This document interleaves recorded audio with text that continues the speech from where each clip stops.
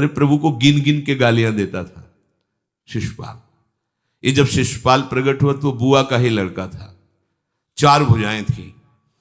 तो इसके जन्म उत्सव के समय फिर श्री कृष्ण बलराम जी भी गए हुए थे। तो आचार्य ने जन्म कुंडली उस समय बाची कि महावीर होगा, ऐसा ऐसा सब वर्णन करते रहे और कहा ये उन्हीं के हाथ से मारा जाएगा जिसकी गोद में डालने पर इसकी 2 भुजाएं हट जाएंगी। तो वहां जितने आए हुए थे रिश्ते नातेदार, समाज के श्रेष्ठ श्रेष्ठ जन, सबकी गोद में शिशुपाल को, और जे भी भगवान श्री कृष्ण की गोद में डाले 2 भुजाएं गिर गई।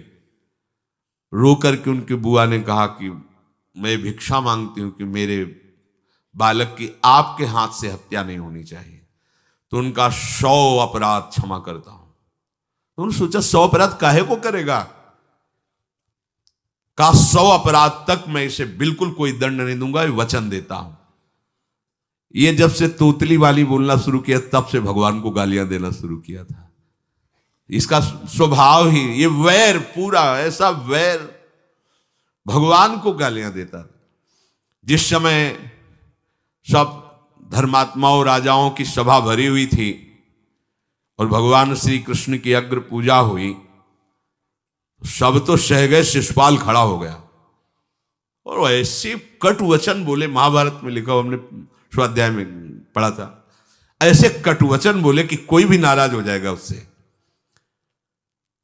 तो पहले भीमसेन खड़े हुए और कहा कि अपने बड़ों का सम्मान करना सीख, चूंकि भाई ही लगता है, जैसे कुंती बुआ ऐसे भगवान की वो बुआ का दूसरा है, ये लड़का है। सम्मान करना सीख, अगर तू ऐसे ही बोलता रहा तो यही मैं तेरा गला काट दूंगा। ऐसे कहा बैठ जा ब्रकोदर, बहुत खाने वाला, तू क्या मेरे से लड़ेगा। भगवान ने भी इशारा कर दिया। जब देखा कि ये बोलता ही चला, भीष्म जी खड़े हुए और भीष्म जी ने कहा मैं श्री कृष्ण के चरण आसक्ति चित्त वाला हूं, अगर अब एक भी शब्द यहां बोला इसने तो मैं किसी की नहीं सुनूंगा, इसको नष्ट कर दूंगा। और दोनों सभाओं के सर पर पैर रखता हूं, जो श्री कृष्ण का विरोध करे उसके लिए मैं पर्याप्त हूं। भगवान ने कहा चुप रहो, शांत रहो, सबको बैठा ला। वो गिनती शुरू किए थे, 98, 99 का शिशुपाल सावधान, जो तुम्हारी माता को वचन दिया था बस एक शब्द रह गया है, आगे मुझे दोषी कोई न ठहराए। 100 तक क्षमा करने की बात कही थी। जे ही, वो तो रुकने वाला थोड़ी था, जे ही आगे बोला सुदर्शन जी के द्वारा उसका वो परम उद्धार हुआ जो बड़े बड़े ऋषि मुनियों के लिए बड़ा दुर्लभ पद कहा गया है। गोपीजनों ने सौंदर्य माधुर्य निधि भगवान को अपना कांत माना, प्रीतम माना। एक ही वृत्ति, कितनी गजब की वृत्ति गोपीजनों की है कि सब कार्य करते हुए कृष्णाकार वृत्ति है। बेचने दही जा रहे हैं, बोल रहे कोई कृष्ण ले ले, दामोदर ले ले, माधव ले ले। कैसी वृत्ति है, देखो कैसी उच्च कोटि की अवस्था है। किसी भी भाव से हमारे प्रभु से जुड़ जाए तो इच्छा द्वेष द्वंद्वों से वो मुक्त हो जाए। और जब तक ये ठीक है, ये बेठीक है, इस तरह के द्वंद्व तुम्हारे हृदय में बने रहेंगे, तब तक मूढ़ता रहेगी और उससे पतन होता रहेगा। संसार का संबंध दृढ़ होता है इच्छा से। बहुत सुंदर बात है, संसार का संबंध दृढ़ होता ही है इच्छा से। इच्छा खत्म, संसार का संबंध खत्म। कितनी बढ़िया बात है। पर हम भागे घूम रहे हैं इच्छाओं की पूर्ति के लिए। जब एक बता दिया कि समुद्र है भगवान, जो चाहिए इन्हीं से क्यों नहीं, पर इनसे मिलने के लिए भी तुम्हें शराब छोड़ना पड़ेगा, तुम्हें मांस छोड़ना पड़ेगा, व्यभिचार छोड़ना पड़ेगा, गंदे चिंतन छोड़ने पड़ेंगे। वो राजी नहीं हो तो करो पाप और चाहो सुख। ऐसा कैसे हो सकता है? यही है जीव की परेशानी, यही है।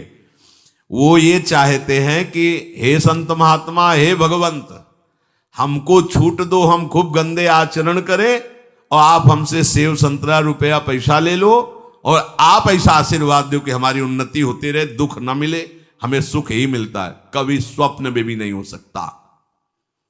तब लग कुशल न जीव कहूं, सपने हूं मन विश्राम, जब लग भजत न राम कहूं, शोक धाम तज काम। ये दुखों का खजाना काम अर्थात इच्छा, इसका त्याग करके भगवान की शरण में होकर जब तक नाम जप नहीं करोगे, स्वप्न में भी तुम्हें विश्राम नहीं मिलेगा। और नाम जप एक गंदे आचरण करने वालों के हृदय में नहीं हो सकता। नाम परम पवित्र है। ये तभी होगा जब आपका खान पान सात्विक हो, आपका वातावरण सात्विक हो, आपका बोलना उठना बैठना सब सात्विक हो, तब नाम भगवान कृपा करेंगे आपकी जिह्वा। फिर कौन सी इच्छा रह जाएगी, कौन सी इच्छा रह जाएगी? अरे आप विश्वास कीजिए, ये जितनी इच्छाएं हैं सब स्वाप्निक हैं। जब आप सच्चा विवेक धारण करेंगे तो आपसे पूछा भी जाएगा कि जबरदस्ती केवट से कह रहे ले लो, वो कह रहा आप कछुनाथ न चाहिए मोरे, नहीं चाहिए। प्रहलाद जी कह रहे हैं वरदान मांगो, हमारी आज्ञा का पालन करो, तो कह रहे हाँ आपकी आज्ञा का पालन करता हूं, हे नाथ मुझे यही वरदान दीजिए कि आपसे भी कोई इच्छा न रहे। ये वरदान मांगा कि आपसे भी कोई इच्छा। आप सोचो क्या है ऐसा भागवतिक रस कि जिसको वो मिला तो भगवान से भी कह देते। और भक्त तो बड़े विचित्र विचित्र है, वो भगवान से कहते तुम्हारी इच्छा क्या है प्यारे, बोलो हम पूर्ण करते हैं। तुम्हारी इच्छा क्या है, हमारी तो कोई इच्छा ही नहीं, आप बोलो आपकी इच्छा क्या है, आप क्या चाहते हो, मैं कैसे आपको रिझाऊं। ये जब कामना को लेकर के मनोवृत्ति का प्रवाह संसार की तरफ होता है, तब ये कामना ही हमें राग द्वेष में बांध देती है। जो महापुरुषों ने उपासना करके शास्त्र स्वाध्याय करके अनुभव किया है, उसे ध्यान से सुनो। इच्छाओं से बचने का उपाय, इच्छा ही आपके बंधन का कारण है, इच्छा ही जन्म मरण का कारण है। इच्छाओं से बचने का उपाय, कर प्रमाद मत बनो आलसी, करो सुचारु रूप से काम, अपना काम स्वयं करने में लाज बड़प्पन तजो तमाम। पहली बात, शरीरधारी को किसी दूसरे शरीर से अपने शरीर की सेवा तब तक नहीं लेनी चाहिए जब तक बीमार ना हो जाए, असमर्थ ना हो जाए, चाहे गृहस्थ में हो चाहे विरक्त में हो। ध्यान दीजिए, आप चाहे आपकी पत्नी हो, पुत्र हो, परिवार हो, आप उनके सेवक हैं, क्योंकि वो सब प्रभु के जन हैं। इस भावना से रहोगे, कभी नाराज नहीं होगे, कभी गुस्सा नहीं आएगा, कभी झगड़ा नहीं होगा। अगर आप अपने को ये माने कि प्रभु मेरे इस रूप में आए हुए हैं, मुझे अपने कर्तव्य का पालन करना है, तो कहीं झगड़ा नहीं हो सकता। तुम जो कर रहे हो तुम्हारा कर्तव्य, हमारा कर्तव्य है कि हम पति पुत्र परिवार आदि जो भी है, ये हमारे भगवान का स्वरूप है। मैं आप समझो वही भगवत साक्षात्कार, पर ऐसा कौन मानता है? अच्छा, साधु वेश में ये जरूर सावधानी रखनी चाहिए, ध्यान देकर सुनिए।